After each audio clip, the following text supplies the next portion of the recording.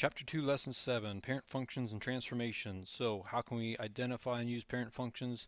And I can describe the transformations of those functions. So we discussed this a little bit last section. Okay.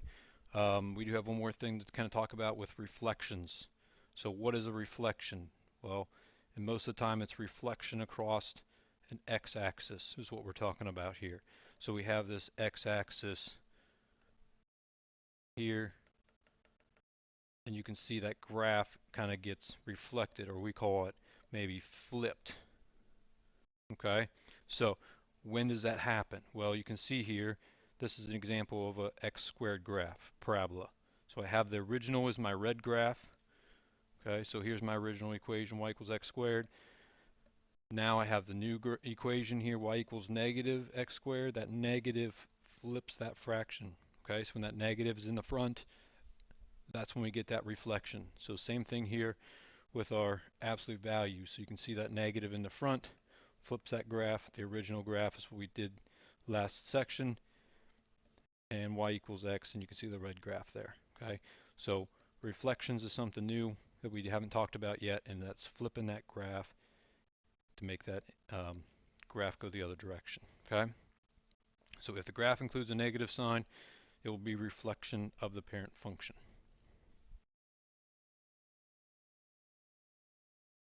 Other transformations, we talked about these with our absolute value graphs.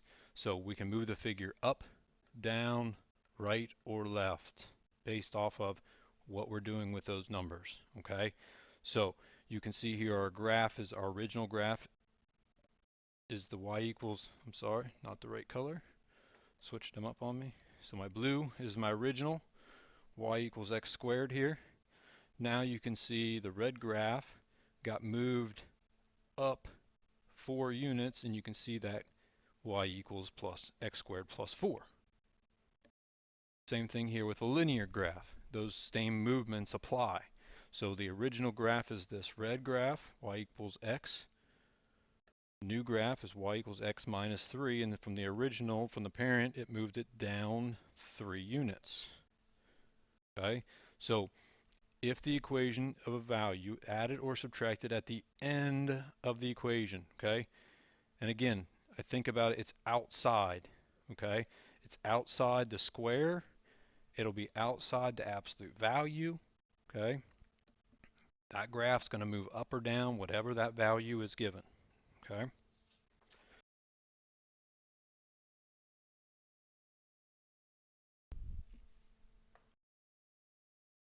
Horizontal movements, left and right. So again, parent function here, x squared, right here, the blue one, moving it left and right now. Now you can see, this is what I'm talking about. Now it's inside that square. So my graph moves, and again, it's opposite that negative, so it's moving to the right 3 units. Everything moves to the right 3 units. Okay? Same thing here with this absolute value. So blue is the original. Now my new graph is x, absolute value of x plus 2, so it's opposite, so it's left 2. So I'm going left 2 to find that new value. The slope, everything else is exactly the same. As you can see, these lines end up being parallel. Okay, so here's what we can take a look at. Okay, so if the equation includes a value added or subtracted to the quantity of the equation, okay, basically inside that square, inside the absolute value, okay, then that's moving the graph left and right. Okay, so linear functions really only move up and down. I don't have that square, or I don't have those parentheses to include that in, okay? And remember, left and right is always opposite direction from the sign, okay? So before we move on, let's add it to the top of this page. So, one more thing, dilations, shrinking and narrow. Okay, so this is that multiplier out front. Okay, so if I have a multiplier, it's going to stretch or shrink this graph. Okay, so here this is being multiplied by 8. So you can see every value gets multiplied by 8. So if I had 1 in my original, then it gets multiplied by 8, and now it's way up here at 8. Okay, so everything gets multiplied by 8. It gets stretched out. Think about like a rubber band. If I had a rubber band, it attached at 0 and I pulled it, and the further I pull it up, the skinnier that rubber band gets. So that's what you're doing here with this dilation. So when I'm pulling it, when I'm multiplying it, it gets skinnier. Okay? It gets narrower. Here also then I have to have a wider or enlarge or a compression. Okay? So think about like a ball. If I had a ball, maybe like one of those rubber kickballs, okay, and I push down on it, the ball would not be round, it would kind of push out on the sides, and that's exactly what's happening. I'm taking and this red graph, and I'm pushing, I have a big plate right here, and I'm pushing down on it. Well, what happens is these sides kind of flatten out and kind of push out, okay? So it gets compressed, and that's where we get this compression, okay? So take a look at these values as I get rid of this plate there. So when it shrinks and gets narrower or stretches, right, multiply by 8. Multiply greater than 1. When it gets compressed or gets wider, multiply by a fraction, 1/3. Anything between, okay, so 0 to 1. So any fraction between 0 and 1, that's going to compress that graph, okay? And that's what this is saying right here. So imagine the variable a is multiplied by a number. If a is greater than 1, the graph will be narrower and get stretched. If it's between 0 and 1, then this graph will be wider and get flattened out and get compressed. Okay? So now we have some examples to try. So here's what I want to do first though. So before we do this, we have kind of this parent graph function, okay? So we have f of x, okay? And this kind of works, and I'm just going to put parentheses. I'm going to use a square, okay? So again, we have a,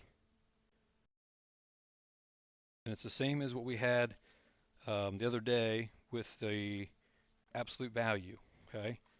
So a minus h squared plus k. So remember, any negative will cause it to flip, right? This a value causes it to stretch or compress.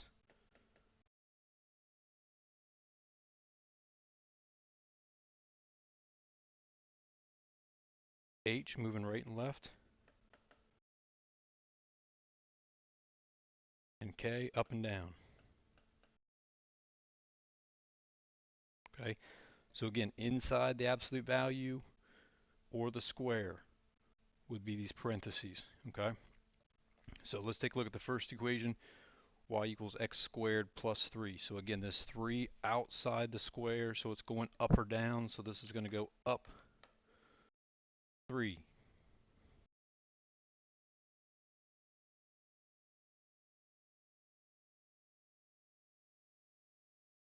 And again, what kind of graph is this? This is that parabola, so it's the U shape. Take a look at number 2. Y equals negative absolute value of x minus 5. So again, negative out front, so flips or reflects on the x-axis, right? This 5 again is outside my parentheses, outside my absolute value. So again, up or down. In this case, negative 5 goes down 5. And what kind of shape is my graph? Well, it's going to be a V. So it's a V shape. And in this case, if we want to, we can look at that slope is 1. So it's going to go down 1 over 1, down 1 over 1, down 1 over 1. All right, take a minute, try 3 and 4, figure out what transformations, okay? Figure out what transformations happen, and then check your answers here with the video.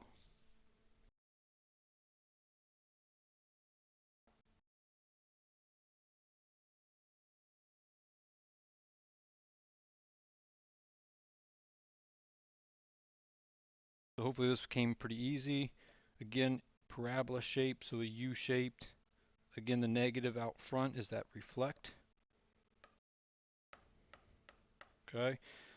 The one inside, remember inside those parentheses are absolute value. That's opposite direction. So instead of going to the right one, I'm going to the left one. So left 1 unit. Okay. And then in number 4, 4 is a multiplier, so it's getting stretched.